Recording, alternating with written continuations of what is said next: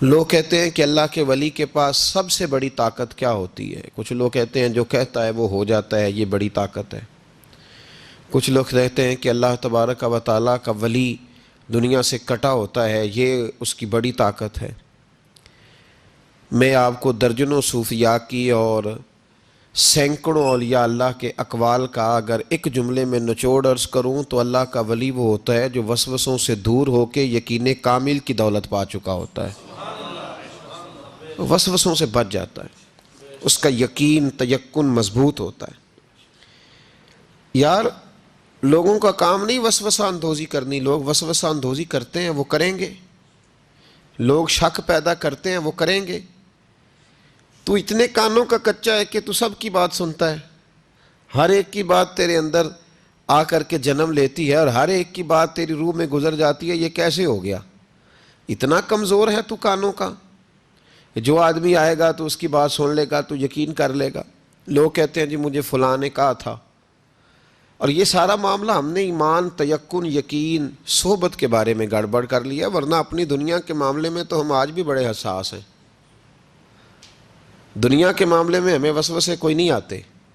ایک شخص نے آ کے آپ کے کان میں کہہ دیا کہ تیرا 40 لاکھ کا مکان اچانک 30 لاکھ کا ہو گیا، تو مان لیتے ہو؟ تو اس نے تو وسوسہ ڈالا ہے، آپ نے مانا کیوں نہیں؟ اس نے کہا وہ میں نے دیکھا ہے ایک دیوار میں سوراخ ہو گیا ہے اور پینٹ اس کا گر گیا ہے، فلاں فلاں جگہ کمزوری آ گئی ہے، تو مکان 40 لاکھ کا تھا یکدم 30 لاکھ کا ہو گیا، مان لیا آپ نے؟ آپ نے نہیں مانا، آپ نے تو اس کے ساتھ بحث بھی کی، آپ نے تو تکرار بھی کی، اس کو ڈانٹا بھی اور اس کو یہ بھی کہا کہ تو میرا دشمن ہے، تو نے میری اتنی قیمتی چیز کو اتنی نکمی کہہ دیا۔ اور جو تیرے کونے میں آ کے کہہ گیا کہ فلاں اللہ کا ولی، دیکھو جی اب تو کوئی اللہ کا ولی نہیں رہا، فلانا بھی دکاندار ہے، فلانا بھی، اور تو نے فٹافٹ مان لیا ہے۔ میرے بھائی غور کریں اور توجہ کریں بات پر، آپ سے بات کر رہا ہوں، اس کو ضرور سمجھیں۔ ہمارا یہ کس طرح کا ماحول ہے کہ دنیا کے معاملے میں کوئی شخص شک کا شکار نہیں۔ آپ چلے گئے سودا لینے، بڑی عام سی چیز آپ نے خرید لی، چلیں عین والا آم چھوڑ کے الف والا آم کریں تو آپ آم لینے چلے گئے، عام سی چیز آم لینے چلے گئے آپ نے اس شخص کے ساتھ، اس نے کہا جی یہ تو میں 300 روپے کلو دوں گا، تو فوراً آپ نے دے دیا اس کو، کوئی وسوسہ نہیں آیا آپ کو، حالانکہ اس نے دلیل بھی دی کہ یہ یہاں کا نہیں ہے، یہ میرپور خاص سندھ سے آیا ہے، یہ فلاں جگہ سے ہے۔ تو آپ نے کہا نہیں بھائی یہ کیسے ہو سکتا ہے، اتنا مہنگا ہے ہی نہیں، تو کیسے بتا رہا ہے؟ لیکن عجیب معاملہ ہے کہ دین کے بارے میں لوگ فوراً کہتے ہیں جی مجھے بڑے بڑے خیالات آتے ہیں، بڑے بڑے خیال اس کو آتے ہیں جس کی توجہ ہٹتی ہے۔ ایکسیڈنٹ اس کا ہوتا ہے جو سیدھا نہیں دیکھتا، دائیں بائیں دیکھتا ہے، جس کا دھیان سیدھا ہوتا ہے اس کی گاڑی سیدھی چلتی ہے۔ تو نے دائیں بائیں دیکھا ہے تو تجھے وسوسہ آیا ہے، تو نے ادھر دیکھا پھر تجھے وسوسہ آیا۔ جن کی توجہ سیدھی یار کی طرف رہتی ہے، جن کی توجہ سیدھی یار کی طرف، جن کی توجہ سیدھی رہتی ہے، انہیں وسوسے، انہیں دیدار سے فرصت نہیں تو وسوسہ کیسے آئے گا؟ النظر الی وجہ رسول اللہ، حضرت سیدنا ابو بکر صدیق نے کہا تھا یا رسول اللہ ایک کی دل کی تمنا ہے کہ آپ بیٹھے رہیں میں دیدار کرتا رہوں۔ وسوسہ کیسے آئے گا؟ وسوسہ تو اس کو آئے گا جو ابو جہل کی بھی سنے گا، وسوسہ تو اس کو آئے گا جو ابو لہب کو بھی ٹائم دے گا، وسوسہ تو، ناراض تو نہیں ہو جائیں گے آپ، وسوسہ تو اس شخص کو آئے گا جو عبداللہ بن ابی سلول کے پاس بھی تھوڑا وقت گزارے گا، تو جس کا بیٹھنا اٹھنا ہی مولا علی کے ماننے والوں کے پاس ہو، جس کا ہر وقت ٹھکانہ ہی جناب بلال حبشی کے غلاموں کے پاس ہو، جو ہر وقت بیٹھے ہی اس کے پاس، جو جیے بھی تو جناب صدیق اکبر کے ساتھ، اور جس کی رگوں رگوں میں حضرت عثمان غنی اور عمر فاروق بستے ہوں، اس کو کیسے وسوسہ آ سکتا ہے؟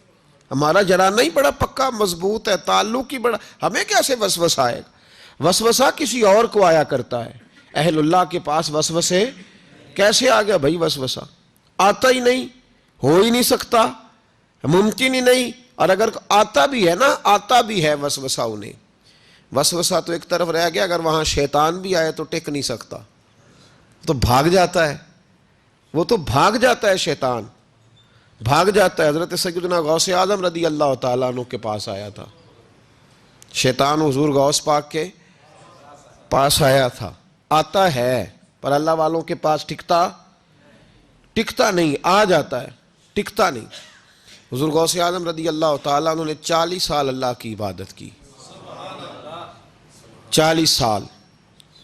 یہاں بھی لوگ بڑے پریشان ہو جاتے ہیں، کیسے جی کیسے کر لی؟ تو میں نے کہا قرآن پڑھو، والذین یبیتون لربہم سجدا وقیاما، وہ راتیں گزار دیتے ہیں اپنے رب کے لیے سجدہ کرتے اور قیام کرتے۔ تو یہ قرآن کی نص نے جب بیان کر دیا تجھے کیسے شک ہو گیا؟ وہ قرآن کی نص بیان کر رہی ہے کہ اللہ کے کچھ بندے راتیں سجدے اور قیام میں گزار دیتے۔ حضور غوث اعظم نے 40 سال عشاء کے وضو سے فجر کی نماز ادا فرمائی۔ تو ایک دن آسمان پہ نا ایک چھوٹا سا بادل کا ٹکڑا آیا، معاذ اللہ ثم معاذ اللہ۔ وہ کہنے لگا عبد القادر میں تیرا رب ہوں۔ اس کے اندر سے آواز آئی میں تیرا رب ہوں، تو نے بڑی عبادت کر لی، اب تو بے شک پڑھ بے شک نہ پڑھ۔ کئی ملنگوں کو معاف نہیں ہو گئی معاذ اللہ کہ بے شک پڑھ بے شک نہ پڑھ، عام اجازت ہے۔ تو حضور غوث اعظم رضی اللہ تعالیٰ عنہ فرمانے لگے اعوذ باللہ من الشیطان الرجیم۔ جب آپ نے یہ پڑھا تو وہ سامنے آ کے کھڑا ہو گیا، کہنے لگا عبد القادر آپ کو کیسے پتہ چلا کہ میں شیطان ہوں؟ تو آپ فرمانے لگے پاگل، مجھے کیسے پتہ نہ چلتا؟ جس رب نے اپنے پیارے حبیب علیہ السلام کو نماز معاف نہیں کی، اس نے عبد القادر کو کیسے معاف کر دی؟ جب حضور کے لیے یہ حکم نہیں آیا کہ محبوب چاہے پڑھو چاہے نہ پڑھو، وہاں تو حکم آیا کہ محبوب تہجد بھی پڑھو، وَمِنَ اللَّيْلِ فَتَہَجَّدْ بِهِ نَافِلَةً لَكَ، نفع دے گی آپ کو، تہجد بھی پڑھے۔ تو ان کے لیے جب یہ حکم نہیں تو میرے لیے کیسے آ گیا؟ اب شیطان تھا نا، تو اس نے پھر ایک اور چال چلی، یہ باز نہیں آتا، ہم باز آ جاتے ہیں کئی دفعہ، اس کے پیچھے پیچھے چلنے لگ جاتے ہیں، لڑ کے تھک جاتے ہیں، وہ نہیں تھکتا، وہ نئی سے نئی چال، نئی سے نئی چال، اس کا نیا سے نیا روپ، من الجنت والناس، جنوں میں سے بھی اور اس کے نئے سے نئے روپ ہوتے ہیں۔ اس نے ایک نیا روپ دھار لیا، کہنے لگا عبد القادر 300 ولی میں نے اسی طرح گمراہ کیے، آپ چونکہ عالم تھے تو آپ کے علم نے آپ کو بچا لیا۔ تو غوث اعظم فرمانے لگے نئے روپ سے آئے ہو؟ کہنے لگا 300 میں نے گمراہ کیے، یہ تو آپ عالم تھے تو بچ گئے، آپ جانتے تھے تو بچ گئے، میں نے 300 گمراہ کیے۔ تو حضور غوث اعظم فرمانے لگے پھر گمراہ کرنے لگے ہو نیا روپ دھار کے؟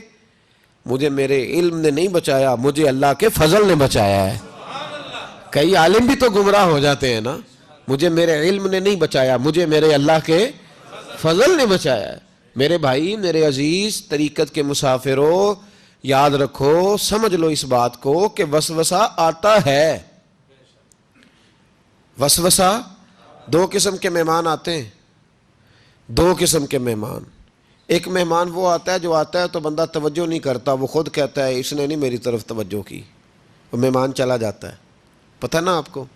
اور جس کو بندہ اٹھ کے سینے سے لگائے اور اس کے ساتھ گفتگو شروع کر دے، وہ مہمان جاتا ہے؟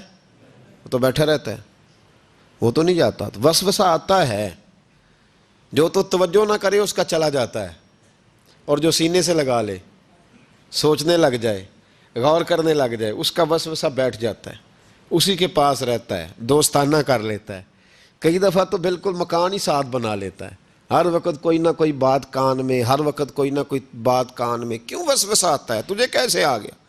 جس کا یقین کامل ہو اسے وسوسہ کیسے آئے؟ جس کی توجہ سیدھی ہو اسے وسوسہ نہ چھڑ یار دا بوہا، نہیں تے ہو جاویں گا روگی، جیڑی بکری اجڑوں وچھڑی او بگیاڑا جوگی۔ وسوسوں کے دور میں عمل تو دور رہ گیا، لوگوں کا عقیدہ بچنا مشکل ہو گیا۔ وسوسہ ہی وسوسہ ہے، ہر بات پہ وسوسہ، ہر ایک کے بارے میں بری سوچ، ہر شخص کے بارے میں نظریات کے اندر کمزوری، شکوک و شبہات کا زمانہ۔ فرمایا پناہ مانگو، اللہ سے پناہ مانگو ان وسوسوں سے، اس کی پناہ چاہو۔ میرے دوستو، شکوک و شبہات اتنے زیادہ ہوتے چلے جا رہے ہیں، آدمی شک سے باہر نکلے گا تو عبادت کرے گا، شک سے باہر نکلے گا تو در مصطفیٰ علیہ السلام کی غلامی کرے گا، وہ شک سے باہر نکلے گا تو کسی اللہ کے ولی سے اس کی نسبت مضبوط ہوگی۔